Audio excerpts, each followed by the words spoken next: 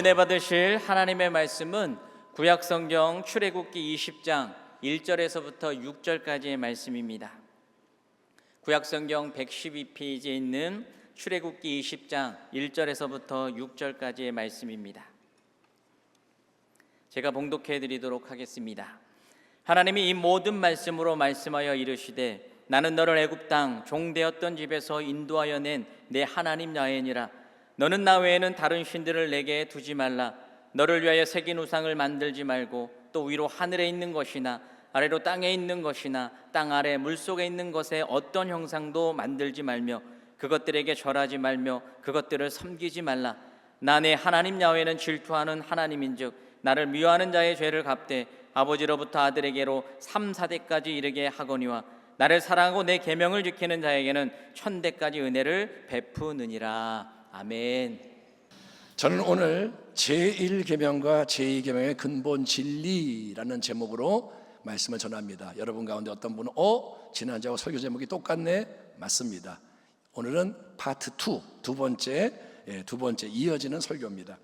자, 10계명이 뭡니까? 10계명은 모세를 통해서 하나님이 주시는 모든 율법의 말씀 중에서 가장 중요한 핵심 계명입니다. 하나님께서 친히 두 개의 돌판 위에다가 10계명의 말씀을 기록을 해 주십니다. 하나님이 쓰신 말씀.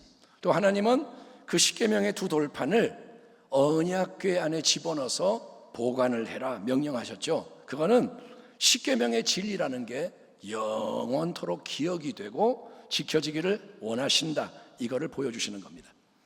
지난주에 우리가 살펴본 첫 번째 계명은 뭐냐? 너는 나 외에는 다른 신들을 내게 두지 말라는 계명입니다. 한번 따라합시다. 하나님 외에, 그게 하나님 앞에 다른 신들을 내게 두지 마라. 예로부터 사람들은 자기가 사랑하고 의지하는 대상을 두고 살아갑니다. 여러분 들어보세요. 삶이 힘들 때, 어려울 때, 문제가 있을 때, 내가 외로울 때, 지칠 때, 무력하다 느낄 때, 불안하고 두렵고 허전하고 삶의 의미가 뭔지 모르겠다 이럴 때 가장 먼저 생각이 딱 나고 찾는 대상. 예를 들면 어떤 사람은 문제, 술 마셔야지. 어떤 사람은 몰라, 게임이나 해야지. 여러분, 내가 제일 먼저 사랑하고 의지하는 대상, 그게 바로 나의 신인 거예요. 나의 우상입니다. 하나님만이 하실 수 있는 일을 그 누군가로부터 또는 그 무엇으로부터 기대를 한다.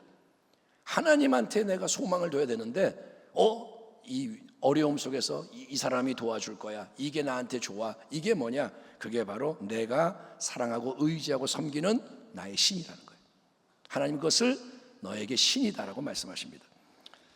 하나님은 여러분 이스라엘 백성을 종살이하던 애굽 땅에서 해방시키셨습니다. 그들은 노예였다가 풀려납니다. 또한 하나님은 우리를 죄악 세상에서 자유케 하셨습니다. 그렇게 하나님의 은혜로 자유를 얻었고 은혜가 임했고 언약의 관계로 부르심을 받은 자가 하나님 대신에 다른 대상, 거짓신, 우상을 섬기겠노라 하는 것은 언약을 파기하는 거예요. 부부가 결혼을 했는데 결혼을 깨는 것처럼 하나님이 은혜를 주셨는데 구원하시고 자기 백성 삼으셨는데 내가 다른 걸 섬기겠다, 이거는 언약을 깨뜨리는 거고 다시 종의 굴레에 매이는 불행과 파멸을 자초하는 겁니다. 그래서 하나님은 뭐라냐? 너는 나의 소유니, 나의 백성이니 나 하나님 앞에서 절대로 다른 신들을 너에게 두지 마라. 오직 너를 먼저 사랑하고 구원한 나 하나님에게 마음을 다하고 뜻을 다하고 힘을 다해서 사랑과 신뢰와 충성으로 화답을 해라. 너는 계속 오직 나만이 너에게 하나님이 되도록 주의를 기울이며 선한 싸움을 싸우는 가운데 생명과 복이 넘쳐나게 해라. 아멘. 아멘. 이게 하나님이 명하시는 거예요. 아멘. 나 외에는 너에게 신이 없게 해라. 바로 그 다음에 이어지는 10계명의 두 번째 계명은 새긴 우상, 형상의 제조와 경배를 금지하는 상당히 긴 계명입니다. 너를 위하여, 이번 주의 암송 말씀이죠, 새긴 우상을 만들지 말고, 또 위로 하늘에 있는 것이나 아래로 땅에 있는 것이나 땅 아래 물속에 있는 것에 어떤 형상도 만들지 말며 그것들에게 절하지 말며 그것들을 섬기지 마라. 여러분, 이미 제1계명에서도 우리가 우상에 대해서 말씀을 나눴잖아요. 우상, 하나님 대신에 우리가 사랑하고 하나님처럼 의지하는 대상, 우리 마음과 삶에서 하나님의 자리를 대신 차지하려고 하는 대상이 우상이고 거짓된 신이라고 했습니다. 그러면 여러분, 새긴 우상, 형상을 만들거나 그것에 절하고 섬기지 마라고 하는 이 십계명의 두 번째 제2계명은 첫 번째 계명과 어떤 점에서 다른 건가요? 두 계명은 다른 계명입니다. 뭐가 다른 걸까요? 그것은 첫 번째 계명이 너의 예배와 섬김의 대상은 오직 한 분 하나님이어야 한다. 다른 신들과 우상을 너에게 두지 마라. 규정하는 것과는 달리 첫째 계명은 뭐냐? 네 예배는 하나님만을 향해야 한다. 아멘. 네 삶은 하나님께 드려야 한다. 이건데 그것과 달리 이제 두 번째 계명은 뭐냐? 네가 참된 하나님을 예배하고 섬긴다 하더라도 그 분을 잘못된 방식으로 형상화, 대상화해서 예배하고 섬기면 안 된다라고 지금 경고하고 있는 것입니다. 자, 이거는 말씀을 들으시는 성도님들 입장에서 금방 이해하기가 어렵게 느껴질 수도 있습니다. 아니, 목사님, 그 말이 그 말 아닌가요? 설명을 하셨지만 저는 차이가 뭔지 잘 모르겠는데요. 그럴 수 있어요. 바로 이 대목에서 우리에게 큰 도움을 주는 성경의 이야기가 출애굽기 32장에 나옵니다. 그것은 바로 이스라엘 백성이 시내산 밑에서 금송아지를 숭배했던 유명한 사건입니다. 제가 그 내용을 한번 읽어볼게요. 백성이 모세가 산에서 내려옴이 더딤을 보고 모여 백성이 아론에게 이르러 말하되 일어나라, 우리를 위하여 우리를 인도할 신을 만들라. 이 모세 곧 우리를 애굽 땅에서 인도하여 낸 사람은 어찌 되었는지 알지 못함이니라. 아론이 그들에게 이르되 너희의 아내와 자녀의 귀에서 금고리를 빼어 내게로 가져오라. 모든 백성이 그 귀에서 금고리를 빼어 아론에게로 가져가매 아론이 그들의 손에서 금고리를 받아 부어서 조각칼로 새겨 송아지 형상을 만드니 그들이 말하되 이스라엘아, 이는 너희를 애굽 땅에서 인도하여 낸 너희의 신이로다 하는지라. 아론이 보고 그 앞에 제단을 쌓고 이에 아론이 공포하여 이르되 내일은 야훼의 절일이니라 하니 이튿날에 그들이 일찍이 일어나 번제를 드리며 화목제를 드리고 백성이 앉아서 먹고 마시며 일어나서 뛰놀더라. 야훼께서 모세에게 이르시되 너는 내려가라. 네가 애굽 땅에서 인도하여 낸 네 백성이 부패하였도다. 그들이 내가 그들에게 명령한 길을 속히 떠나 자기를 위하여 송아지를 부어 만들고 그것을 예배하며 그것에게 제물을 드리며 말하기를 이스라엘아, 이는 너희를 애굽 땅에서 인도하여 낸 너희 신이라 하였도다. 출애굽기 24장에서 이스라엘 백성이 이미 하나님과 언약을 맺었습니다. 출애굽기 24장을 읽어보면 하나님의 백성으로 세움을 받은 거예요. 너희는 나의 백성, 나는 너희의 하나님. 이후에 모세는 하나님이 지시하신 대로 시내산에 올라갑니다. 혼자 40일 주야를 금식하며 하나님 앞에 머물러 있는 상황입니다. 왜냐?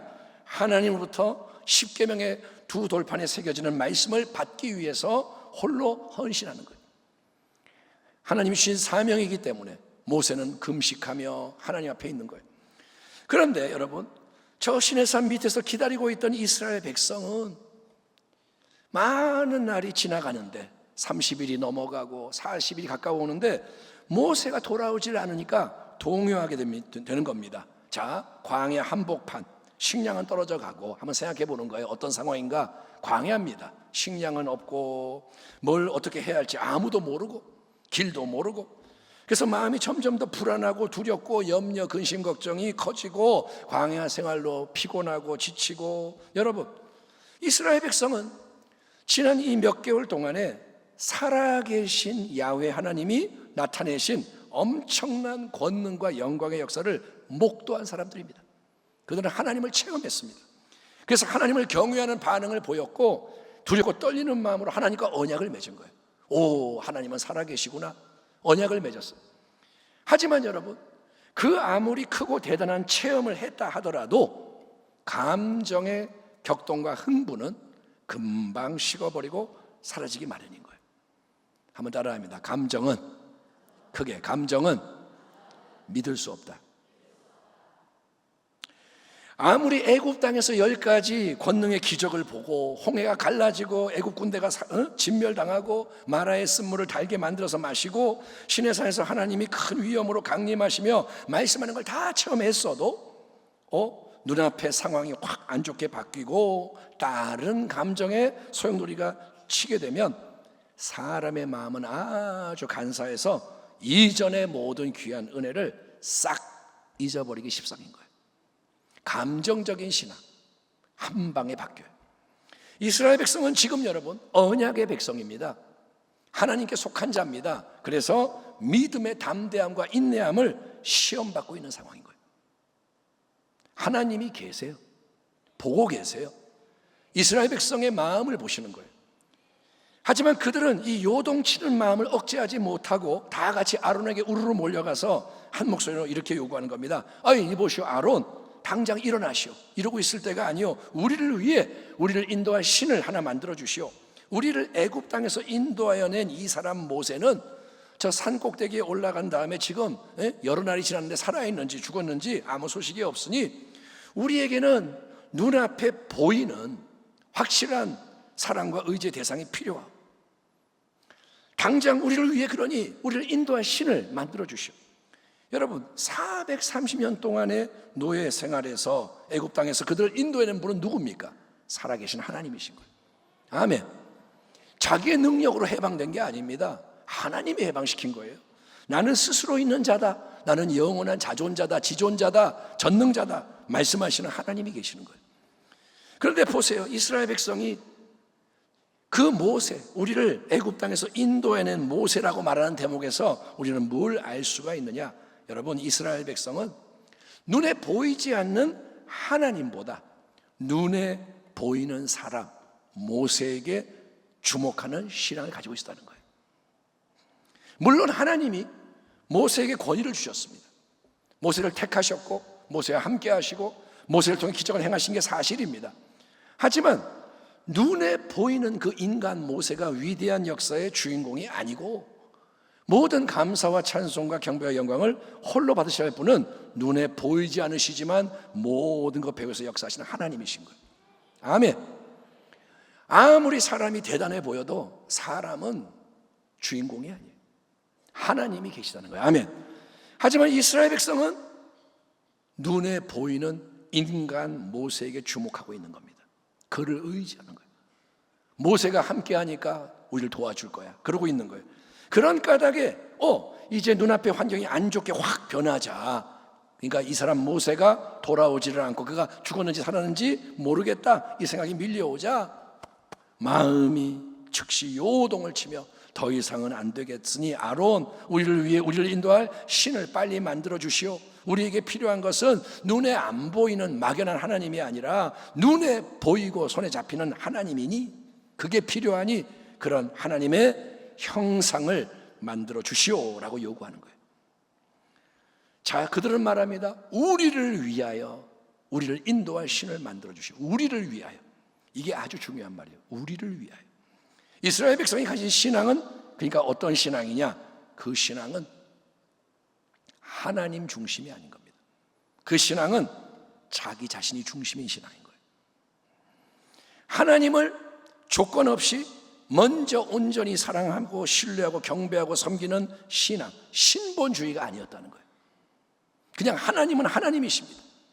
하나님을 위하여 이게 아니고 그보다는 내 인간적인 필요를 채워주는 하나님, 내 유익과 만족, 내 성공과 행복을 위해서 하나님을 원하는 이기적인 신앙이 그들의 신앙이었기에 우리를 위하여 우리를 인도할 신을 만들어 달라, 그 요구로 하나가 되는 거예요.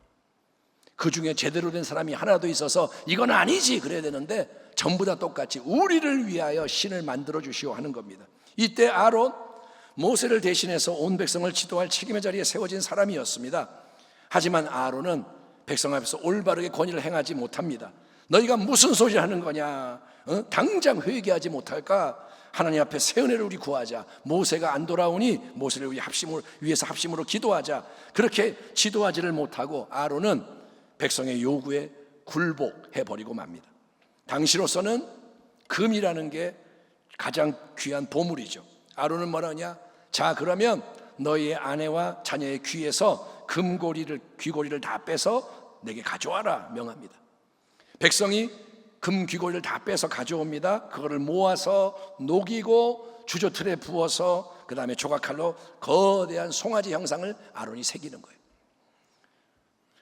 송아지의 신은 과거 이스라엘이 노예 생활을 했던 애굽 땅에서도 숭배되었던 여러 신들 중에 하나입니다. 고대 세계에서 다산과 풍요를 상징하는 것이 송아지 신입니다. 그런데 우리가 여기서 주목할 중요한 사실은 뭐냐 하면 아론과 이스라엘 백성이 여러분 애굽의 그 송아지 신을 만들어서 다른 신을 숭배하는 게 아니라는 거예요. 그들은 송아지 형상을 만들었지만 다른 신을 숭배하는 게 아니고 여러분 그 송아지 형상을 통해서 자기들은 언약의 하나님 야훼를 경배한다고 착각을 하는 거예요. 다시 한번 들어보세요. 아론이 그들의 손에서 금고리를 받아 부어서 조각칼로 새겨 송아지 형상을 만드니 그들이 말하되 이스라엘아 이는 너희를 애굽 땅에서 인도하여 낸 너의 신이로다 하는지라. 아론이 보고 그 앞에 제단을 쌓고 이에 아론이 공포하여 이르되 내일은 야훼의 절일이니라 하니.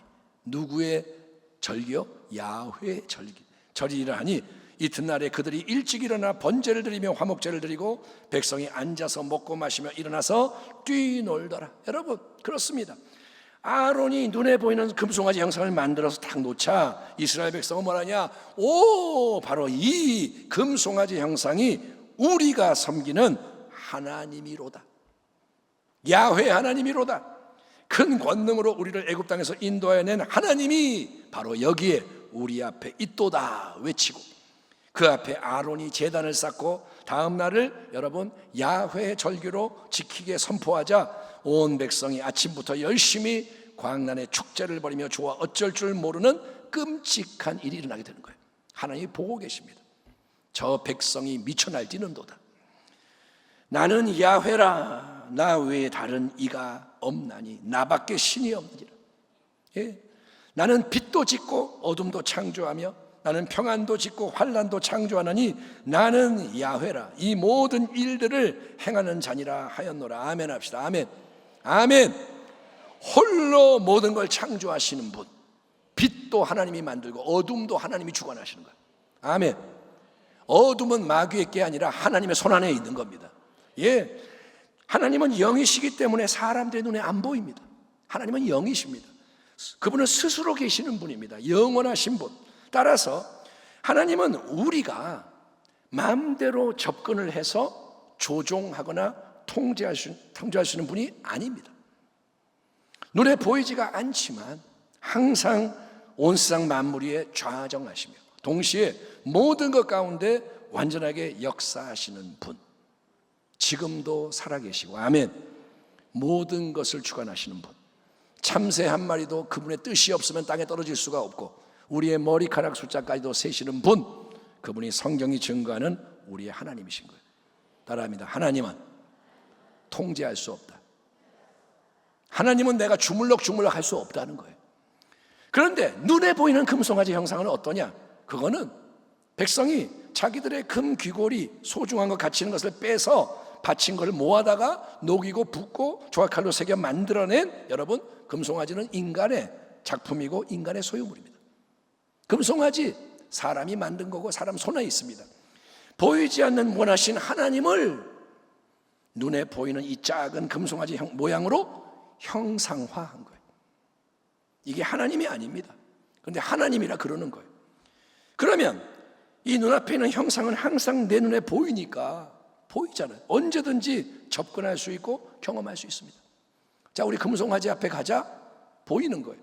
거기에는 보이지 않는 걸 바라보는 믿음이 필요가 없어요. 감각으로 누구나 체험할 수 있습니다. 쉬워요. 또 금송아지 형상은 인간이 자기 마음대로 제사를 드리고 싶을 때는 중심에 세웠다가 자 우리 예배합시다. 그러면 금송아지를 세워놓고 절하다가 종교활동이 끝나면 필요가 없어지면 딴 데로 옮겨버릴 수 있는 거예요. 아유 걸적거리니까 치워놔, 저기 집어넣어놔, 나중에 필요하면 또 꺼내면 돼. 금송아지 형상은 세월이 흐르면 낡아지거나 유행에 뒤떨어질 수 있습니다. 그러면 보수할 수 있는 거예요. 아유 시대가 달라져서 이거 좀 바꿔야겠다. 또 마음에 안 들면 아예 싹 다 부숴버리고 더 멋지게 완전히 새롭게 다시 만들 수 있습니다. 그러니까 여러분, 형상화, 대상화시킨 금송아지 모양의 하나님은 인간이 그 앞에서 절을 하고 섬기는 것 같지만 사실은 자기의 맘대로 소유하고 다룰 수가 있는 대상으로 변질되고 마는 거예요. 따라합니다. 금송아지는 하나님이 아니다.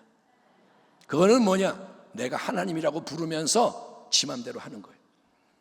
제2계명에서 하나님은 너를 위해 새긴 우상을 만들지 말고 그것들에게 절하지 말며 섬기지 말라 명하십니다. 그러니 여러분, 우리가 하나님을 믿는다고, 예수를 믿는다고 자부하면서도 자기의 만족과 유익을 위해서 하나님을 내 식으로, 내 좋은 대로, 나 원하는 대로 믿고 섬기면 안 된다는 거예요. 하나님을 내 마음대로 믿으면 안 된다는 거예요. 예?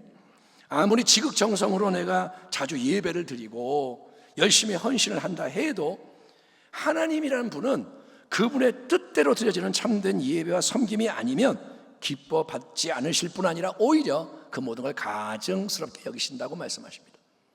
우리가 예배를 막 드린다고 하나님 무조건 좋아하는 게 아니라 하나님의 말씀대로 드려져야만 하나님이 기뻐하시는 거예요.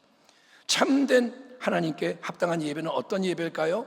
요한복음 4장, 예수님은 참된 예배의 본질이 영과 진리의 예배라고 규정하십니다. 예수께서 이르시되 여자여 내 말을 믿으라. 이 산 그리심산도 말고 예루살렘에서도 말고 너희가 아버지께 예배할 때가 이르리라. 아버지께 참되게 예배하는 자들은 영과 진리로 예배할 때가 오나니 곧 이때라. 아버지께서는 자기에게 이렇게 예배하는 자들을 찾으시느니라. 하나님은 영이시니 예배하는 자가 영과 진리로 예배할지니라. 아멘. 한번 따라합니다. 영과 진리로 예배하라. 아버지께, 영이신 하나님께 영과 진리로 예배해야 한다. 아멘. 참된 예배의 핵심은 영의 예배인 거예요. 성령의 역사하심이 넘쳐나야 한다는 거예요. 아멘. 예배 속에 성령이 좌정하셔야 되는 거예요. 아멘. 또 참된 예배는 오직 진리가 넘쳐나야 하는데 진리는 결국 누굽니까? 예수님 아니십니까? 그러니 예수님이 모든 것 가운데 좌정하시고 높임을 받는 예배가 진리의 참된 예배라는 거예요. 아멘. 예수님이 계시고 성령이 역사하시는 예배. 그러므로 하나님 앞에서 특별히 이제 더 이상 짐승의 피가 아니라 오직 예수님의 보혈로 드려지는 예배 가운데는 어떤 눈에 보이는 형상물이나 인간이 고안해낸 형식이나 틀이 마치 하나님 자체를 나타내는 것처럼 우리의 관심과 경배를 빼앗아가면 안 된다는 거예요. 어떤 물건이 거룩하다 뭐 이런 게 아니라는 거예요. 스테인 글라스로 화려하게 그림을 그려놓으니까 와 저게 영광스럽다 이런 게 아니라는 거예요. 또 우리가 십계명의 제2계명을 여러분 좀 더 깊이 있게 적용을 해보면 이게 더 중요한 겁니다. 정말 조심해야 하는 아주 위험한 게 뭔지를 느끼시나요? 지금 우리가 예수를 믿고 신앙생활을 하는데 뭐가 정말 중요하고 아주 위험한지 느끼십니까? 그거는 바로 우리 한 사람 한 사람의 유한한 인간적인 생각으로 하나님은 이런 분이야, 하나님은 이렇게 역사하셔 단정을 지으면 안 된다는 거예요. 하나님에 대해서 내가 다 아는 것처럼 탁 정해버리면 안 된다는 거예요. 아론과 이스라엘 백성이 그랬던 것처럼 우리는 여러분 금 귀고리 빼다가 모아서 녹이고 붓고 새겨 눈에 보이는 금송아지 형상을 만들고 섬기지는 않습니다. 여기에 금송아지 형상은 없습니다. 눈에 보이는 형상 그 앞에 우리 절하지는 않습니다. 하지만 우리는 여러분 우리의 손 대신에 마음에 이런저런 생각으로 하나님에 대해서 내가 원하는 이미지나 개념을 만들어서 그거를 꼭 붙잡고 신앙생활하는 경향이 분명히 있는 것 같아요. 이게 무슨 말이냐? 예컨대 우리는 여러분 이런 생각을 하기가 쉽습니다. 하나님은 무조건 내 편이야. 하나님은 나를 사랑하시되 남보다 더 특별히 아주 사랑하셔. 내가 그래서 아무리 뭘 잘못해도 좋으신 우리 하나님은 절대로 나한테 안 좋은 소리 한마디 안 하셔. 무조건 나를 인정해 주셔. 나를 축복하셔. 나를 위로해 주셔. 승리하게 하셔. 여러분, 그런데 과연 그럴까요? 과연 그게 진리일까요? 그렇다면 하나님의 거룩하심과 공의로우심, 하나님이 사랑으로 징계하신다는 진리는 무시돼도 괜찮나요? 하나님은 내 편이고 뭐든지 받아주시고, 그러면 하나님의 공의와 그분의 거룩함과 그건 어디 갔냐 이거예요. 반대로 이런 경우도 있습니다. 어떤 분은 하나님은 너무나도 무서운 하나님이야. 항상 내가 뭐 잘못하는 거 없나 불꽃 같은 눈으로 살피시면서 조금만 실수해도 당장 호통을 치며 벌을 내리시니까 계속 나한테 이런저런 안 좋은 일이 일어나는 거야. 응? 이봐라, 몸이 아프잖아. 이봐, 자식이 사고 났잖아. 아이고, 하나님이 또 벌 주시네. 여러분, 아마도 억압적인 분위기 속에서 무서운 아버지로 인해 고통을 당한 심약한 사람이라면 이런 생각을 하기가 쉬워요. 우리의 하나님의 이미지는 아버지와 굉장히 깊이 연결되어 있습니다. 아버지가 나를 날 막 사랑해줬어. 그럼 하나님 날 사랑하셔. 이러고 아버지가 나를 막 무섭게 했어. 그럼 하나님 무서운 분이야. 그런 게 많다는 거예요. 하지만 하나님은 그렇지 않습니다. 연약한 자를 사랑으로 품으시는 분, 하나님은 오래 참으시는 하나님이십니다. 상한 갈대를 꺾지 않으시고, 아멘 합시다. 꺼져가는 등불도 끄지 않으시는 분. 하나님은 여러분 매사에 깐깐한 무서운 하나님이 아니라는 거예요. 그거는 성경이 증거하는 하나님이 아니라 내가 내 생각으로 만든 잘못된 이미지, 나의 금송아지라는 거예요. 내가 하나님을 그렇게 만든 거예요. 내 생각으로. 나는 아무리 기도를 해도 하나님이 안 들으시는 것 같아. 다른 사람에게는 관심이 많으신지 잘도 응답하시지만 나한테는 안 그러셔. 또는 이런 큰 문제는 하나님도 어떻게 하실 수가 없어. 기도해봤자 소용없어. 아니면 이런 사소한 문제를 가지고 바쁘신 하나님을 귀찮게 하면 안 되지. 이거는 그냥 내가 내 힘으로 처리를 해야지. 아니면 나는 그동안 죄를 너무너무 많이 져서 이제 나는 더 이상 하나님께 용서해달라고 기도할 자격도 없어. 그럴 염치가 없어. 여러분, 이런 모든 생각들은 결국은 다 뭐냐? 내가 하나님을 제한함으로써 그분을 어떤 형상으로 단정지어버리는 금송아지의 역사라는 거예요. 그건 하나님이 아니라 내가 만든 거예요. 따라하겠습니다. 하나님을 나의 좁은 생각으로 제한하지 마라. 따라합니다. 하나님을 제한하지 마라. 따라합니다. 성경 말씀 그대로 하나님을 믿어야 한다. 아멘. 여러분, 성경을 왜 배워야 되느냐? 하나님에 대해서 성경을 통해서 알기 때문인 거예요. 남이 말하는 것만 듣고 하나님이 그런가 보다가 아니라 성경에 써있는 모든 게 진리이므로 이 말씀 그대로 하나님을 경험을 해야 되는 겁니다. 제2계명에서 하나님은 뭐라 하시냐? 나는 질투하는 하나님이야 라고 말씀하세요. 네 하나님이 야훼는 질투하는 하나님인즉 나를 미워하는 자의 죄를 갚되 아버지로부터 아들에게로 3, 4대까지 이르게 하거니와 나를 사랑하고 내 계명을 지키는 자에게는 1000대까지 은혜를 베푸느니라. 하나님은 오직 은혜로 자기 백성과 언약을 맺으신 좋으신 하나님이십니다. 은혜를 베풀었기 때문에 구원을 받는 거예요. 아멘. 하나님이 먼저 문을 열어줘야 우리가 하나님을 만날 수 있는 거예요. 그 언약은 인간 남녀의 결혼처럼 서로 간의 절대적인 신의를 전제하는 특별한 관계입니다. 부부 사이에 신의가 있어야 하듯이 하나님을 믿는 게 뭐냐? 예수를 믿는 게 뭐냐? 하나님께만 헌신하는 거예요. 그렇기 때문에 하나님은 나는 너의 하나님 야훼고 질투하는 하나님이야 라고 선언하신 거예요. 따라합니다. 하나님이 질투하신다. 하나님이 질투한다고요? 쫀쫀하게 뭘 질투를 해요? 사랑이 많은 분 아니에요, 하나님은. 그러니까 다 받아주시면서 오냐 나는 아무래도 괜찮아. 네가 뭘 해도 난 상관없어. 이렇게 해야 하는 거 아닐까요? 누군가가 반문할지 모릅니다. 하나님이 마음이 넓으시니까 좀 그래야 되지 않을까요? 하지만 그렇지 않습니다. 참된 사랑에는 질투가 반드시 포함이 돼요. 예? 참되게 사랑하면 질투하지 않을 수 없다는 거예요. 언약의 하나님, 우리의 하나님으로 불리시는 그분은 저와 여러분을 너무나도 사랑하시기 때문에, 아멘. 정말 하나님이 마음을 다해 사랑하시는 거예요. 우리에게 그러잖아요. 마음을 다해, 뜻을 다해, 힘을 다해. 하나님이 먼저 이렇게 사랑하시기 때문에 하나님은 우리의 충성과 갈망이 다른 곳으로 향하는 것, 영적 간음을 절대로 참으실 수가 없는 거예요. 하나님은 말씀하십니다. 나는 야훼니 이는 내 이름이라. 나는 내 영광을 다른 자에게, 내 찬송을 우상에게 주지 아니하리라. 하나님은 말씀하십니다.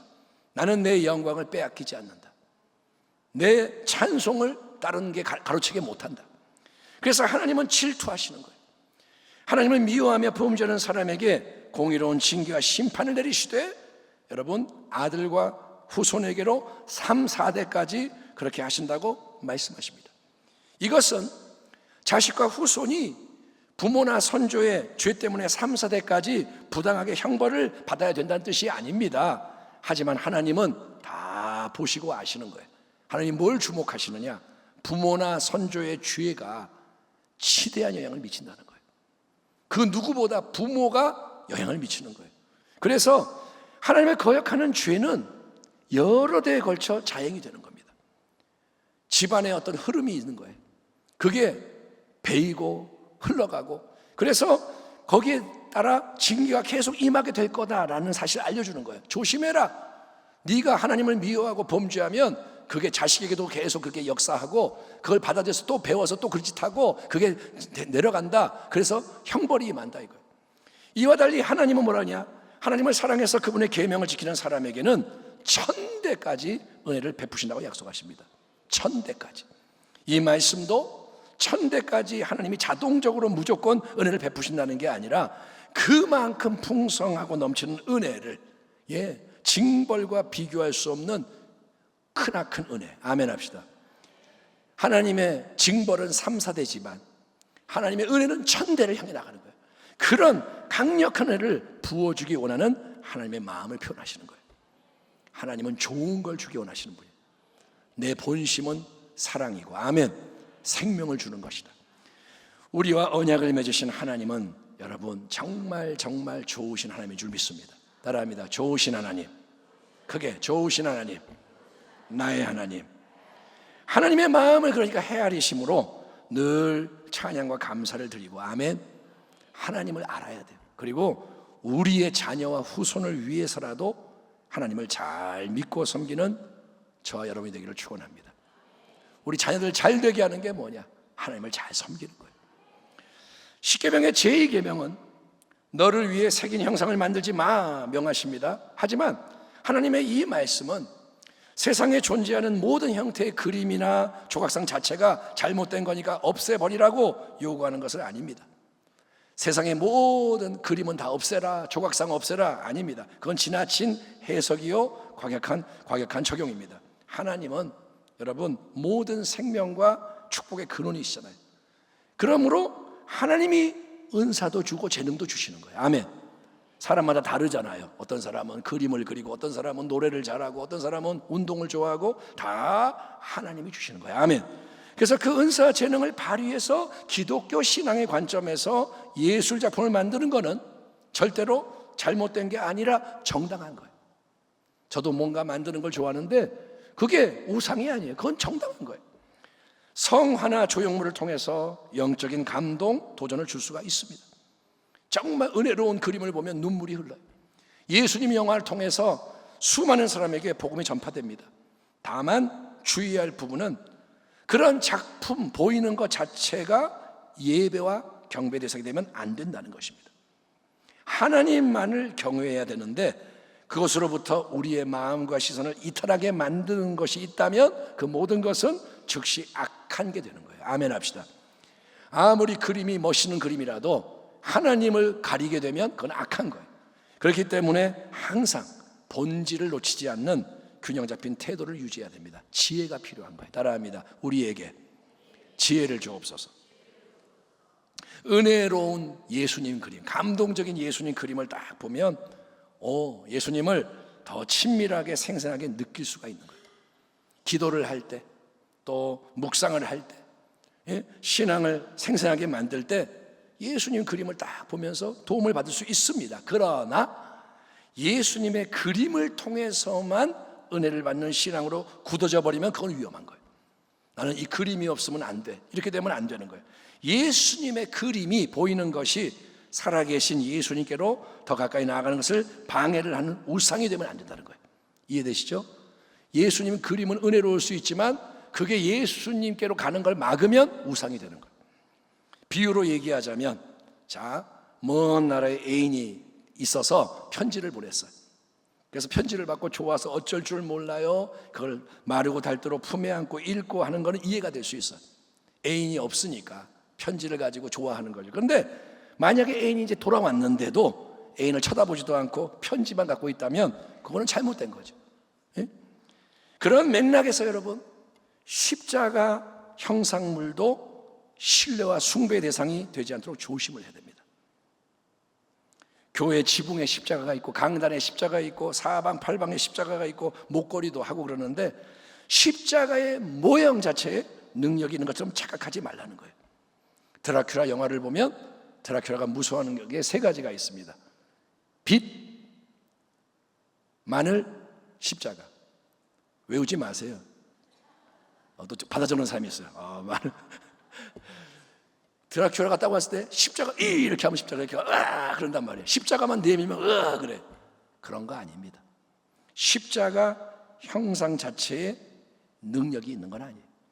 그게 뭐냐? 미신이라는 거예요. 성경책 자체도 우상화되면 안 됩니다.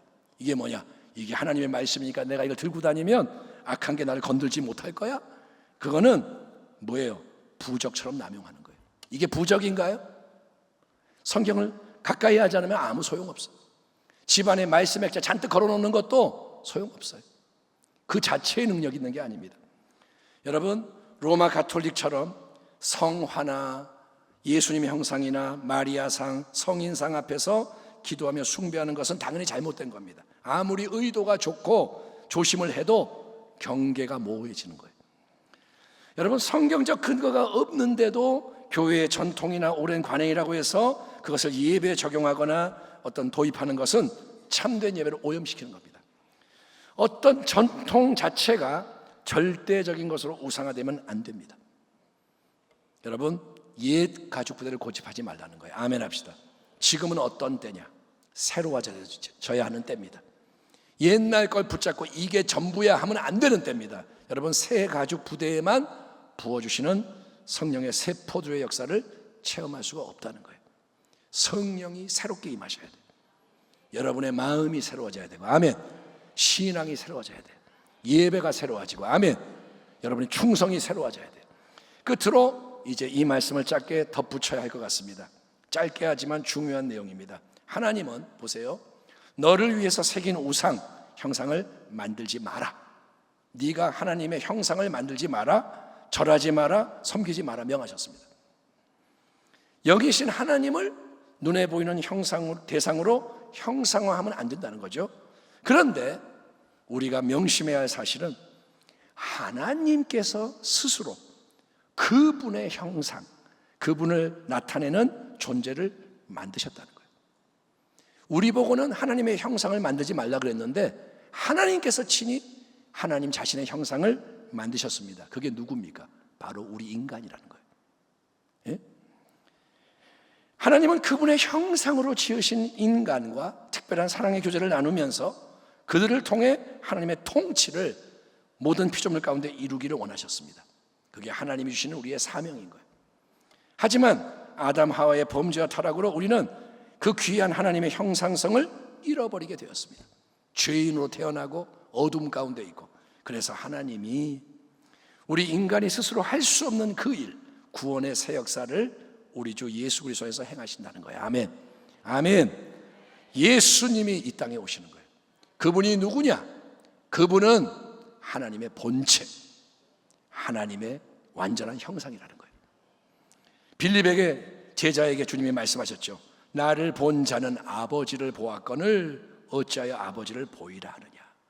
빌립이 예수님이 떠나가신다고 막 그러니까 아버지 하나님을 한 번만 보여주십시오. 그러면 여한이 없겠습니다. 예수님이 아이고 빌립아, 내가 3년 반 동안 너희와 같이 있었는데, 오래 같이 있었는데 여전히 그걸 모르냐? 나를 본 자는 아버지를 보았거늘 어째서 아버지를 보이라 하느냐. 여러분, 예수님은 누구냐? 보이지 않는 영원한 하나님을 가시적으로 보여주는 분이세요. 우리는 하나님을 볼 수가 없습니다. 그런데 예수님이 하나님을 보여주시는 거예요. 하나님이 어떤 분이신지, 아멘. 하나님이 어떤 일을 행하시는지, 그분이 그분의 말씀과 태도와 행동으로 하나님을 보여주시는 거예요. 예수님을 통해서 하나님을 알게 되는 거예요. 또 예수님은 참된 인간이, 하나님의 형상으로서의 인간이 어떤 모습이고 어떻게 살아야 하는지를 보여주시는 거예요. 하나님이 원하시는 인간이 어떤 모습이냐? 예수님이 그 삶을 사시는 겁니다. 더 나아가서 우리 예수님은 여러분 그분의 새 생명, 은혜의 능력으로 여러분 우리 가운데 역사하시면서 우리를 변화시키시는 주님인 줄 믿습니다. 아멘 합시다. 예수님이 자, 하나님이 원하는 게 뭔지 보여줄게. 이거야. 잘 해라. 이거는 율법이에요. 똑바로 안 해? 그건 율법이에요. 예수님은 보여주실 뿐 아니라 우리 가운데 함께 하시고 우리 가운데 역사하셔서 우리가 변화되게 하시는 분입니다. 예수님의 새 생명을 선물로 받았어요. 아멘. 따라합니다. 나는 그리스도 안에 있는 그게 새로운 피조물입니다. 새 생명이 내 안에 있습니다. 아멘. 이걸 믿으라는 겁니다. 그리고 그 새 생명 가운데 행하라는 거예요. 원수를 사랑하라. 그러면 사랑하는 길로 나가는 거예요. 예? 내 옛자를 따라서 육의 생각, 인간의 생각으로 사는 게 아니라 맨날 인간의 말만 하고 아이고 그게 되겠어요 그러지 말고 성령의 인도를 받아 살아가는 거예요. 성령님 도와주세요. 그럴 때 우리 안에는 하나님의 형상이 회복이 됩니다. 예수님의 마음을 닮아가게 되고 그분의 형상이 새겨지는 거예요. 그게 바로 성화되는 겁니다. 거룩해지는 거예요. 그게 또 뭐냐? 두렵고 떨림으로 우리의 구원을 계속 이루어가는 것입니다. 따라합니다. 구원을 이루어가자. 아멘. 구원을 이루어가는 게 뭐냐? 말씀대로 변화가 되는 거예요. 점점 더 오늘보다 내일, 내일보다 모레 넘어질 때 있지만 그 과정을 통과하면서 계속 거룩해지는 거예요. 예수님 얼굴에 있는 하나님의 영광을 아는 빛을 마음에 비춰주시는 게 우리의 영원한 참된 보배라고 했습니다. 내 보배는 뭐냐? 보이는 게 아닙니다. 돈이 아니고 명예가 아니고 얼굴 이쁜 게 아니고 내 보배는 내 안에 있는 거예요. 겉사람은 낡아지나 속사람은 날로 새로워지도다. 아멘. 심히 큰 능력이 여기서 나오는 거예요. 아멘. 능력이 하나님부터 오는 거예요. 그 능력이 믿음, 소망, 사랑을 통해 넘쳐나게 하십시오. 그래서 하나님을 기쁘시게 영화롭게 하는 마지막 때의 참된 교회와 가정과 성도가 다 되시기를. 아멘. 여러분 모두가 알곡이 되시고 신부가 되시고 용사가 되시고 예수의 사람이 되시기를 우리의 영원한 구원과 생명 영광 되시는 주 예수 그리스도의 이름으로 축원합니다. 기도하겠습니다. 하나님 감사합니다. 우리가 이 말씀에 화답하며 말씀으로 기도하고 순종하기 원하오니 도와주시옵소서. 하나님의 뜻대로 믿고 이루게 하여 주옵소서.